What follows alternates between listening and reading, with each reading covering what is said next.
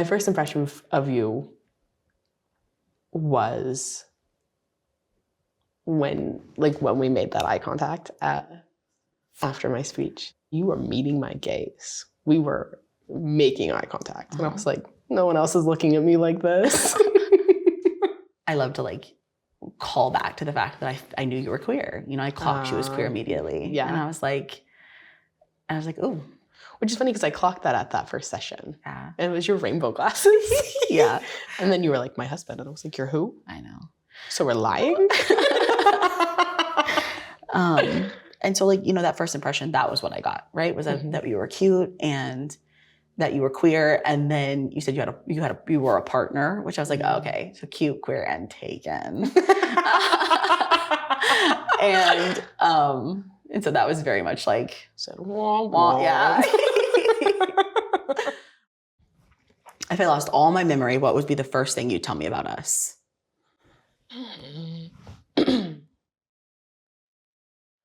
I would tell you that we're best friends. I would tell you that we have so much fun together. And that just that like we don't have to try. Like it's easy and it's work, but it's so easy. What would you say? I would say tracks that you lost all your memory. Rude. Yeah, I would say that, you know, we've been together for 4 years and it's been the best and hardest and easiest 4 years of my life. And that you knew me better than I knew myself.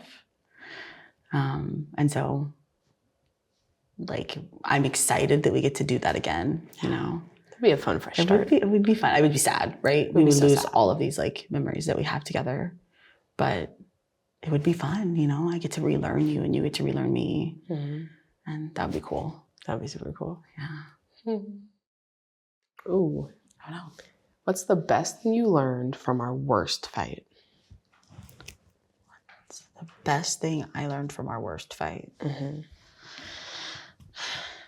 I think that like overarching in general from our fights, it's definitely that like, I love you. Yeah. That like, that is first and foremost, right? I'm allowed to put down injustices that I feel, because that's a huge part of like why I get upset, is like I feel some sort of perceived injustice, right? And that goes, wow, I was gonna say, autism, having a heightened sense of justice. How funny. Crazy. And like, I have some sort of perceived injustice and I am allowed to put it down. And like, I'm allowed to look at you in a way that you always want me to look at you, right? Like in a way that like, you weren't trying to hurt me. And though your intentions were good and the execution or whatever happened was poor, negative or perceived negative, I'm allowed to put that down. Yeah. And just love you. Because when I look with love, I can see your intention. You're gonna make me cry. I can see your intention. And I know that's what you want, right? Like you want me to see your intention. And then I can go to you and be like, I love you. I see that you weren't trying to hurt me, but this is what happened. Yeah. You know? Yeah. You're so good at that. I'm sorry. That's illegal. Anyways. But that's something I carry through to our fights. And that's why I break first. Yeah. It's because like I want to look at you with love, you know? And you're good at it. In a way that's sometimes I get stuck. Sometimes I get stuck with it, you know. It's because I love you like crazy, you know? Like crazy.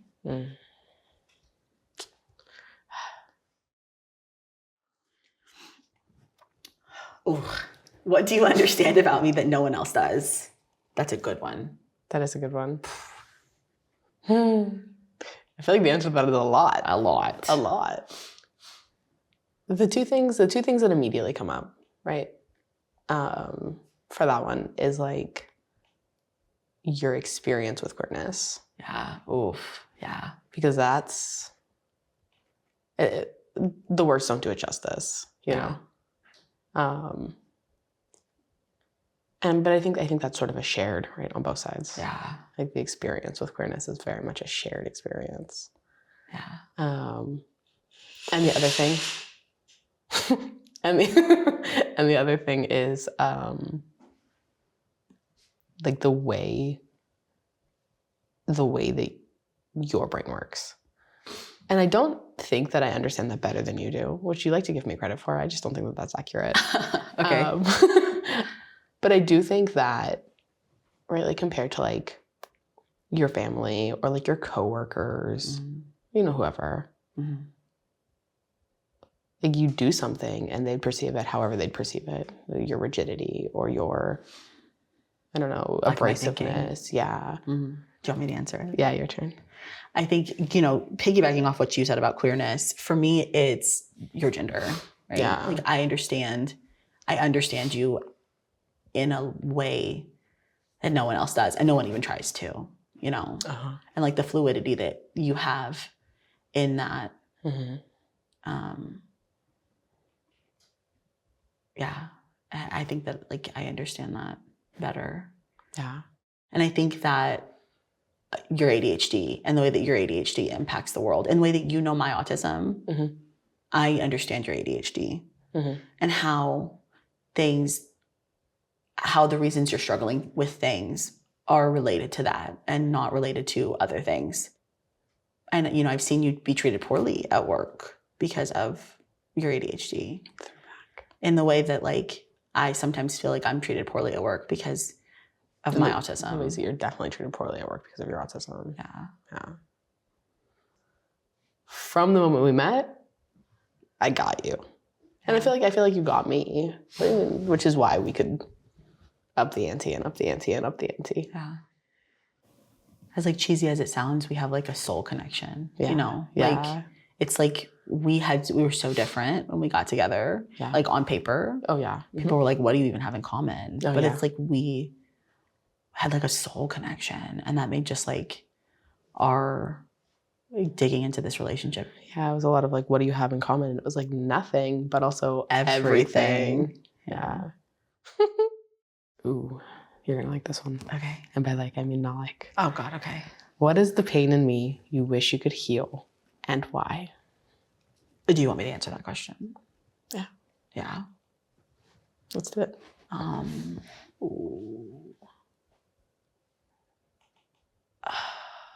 don't really even know how to word it, but that like you're trying to always minimize yourself, trying to make yourself palatable. Like you don't need to. Like you're worth so much more than having other people think that you're good, you know? And like, if I could go back and take that away from you, I would.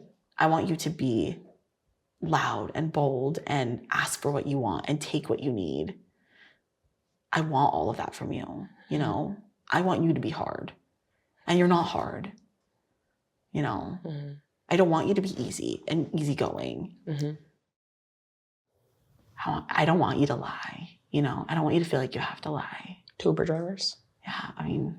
Can I lie to Uber drivers? You can lie to Uber drivers. Thank you. But I don't want you to lie in existence, you know? Like, I know you don't lie to me, but like, just in existence, I don't want you to feel like you have to put on a show for somebody else, you know? You want me to correct people when they use the wrong pronouns? I do. It's your journey. It's your existence. But, you know, I know that like being perceived one way is something you're tolerating, and I don't want you to tolerate it. That's fair. The pain in you that I want to heal is the shame of having needs. Yeah. Because I think a key difference between you and I is I don't have wants. I put those away. Those are gone. But I have needs. And I feel like okay about having needs. And you have wants and you feel okay about having wants. But if you need something, that is an issue. And I don't want you to feel like your needs make you hard and your needs make you too much, because your needs don't. Because you're allowed to need things. And you're allowed to ask for your needs to be met, or say, hey, you're not meeting them. Mm-hmm. And I think that if I could go back and like reparent you to like minimize that shame, you know? Yeah. That's the one for me. Yeah. You know, generally awakening that word shame. That baggage. Yeah. And then it just being like, oh, this is shame. Oh, this is shame. Oh, this is shame. Mm-hmm. Well, fuck. I always thought that shit was anxiety. It's not shame. Shame. Embarrassing. That's shame, babe. You're right, it is. Oh, God. Oops. What do you think I need to hear most from you, and why?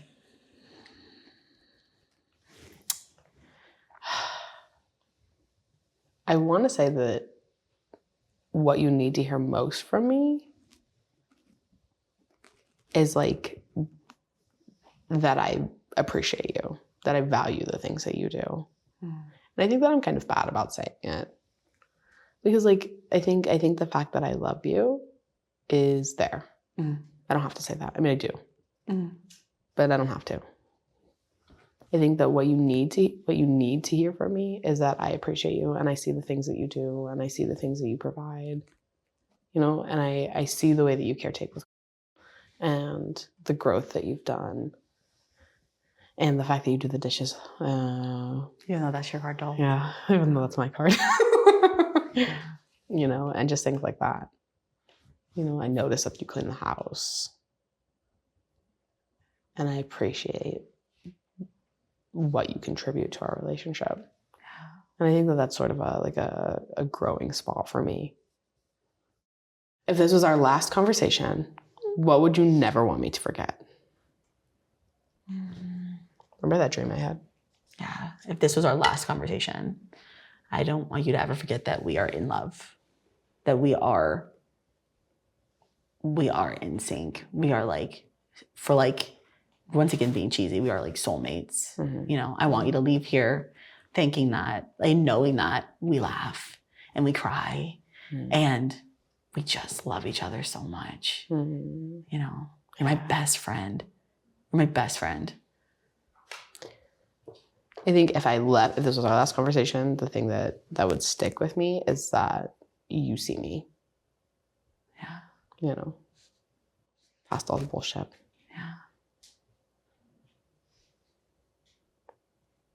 I love you. I love you. Those were good questions. Yeah, those were good questions. If you enjoyed that conversation at the end, visit theskindeep.com/shop, where you'll find more of our products to create the space to explore the relationships that are most important to you.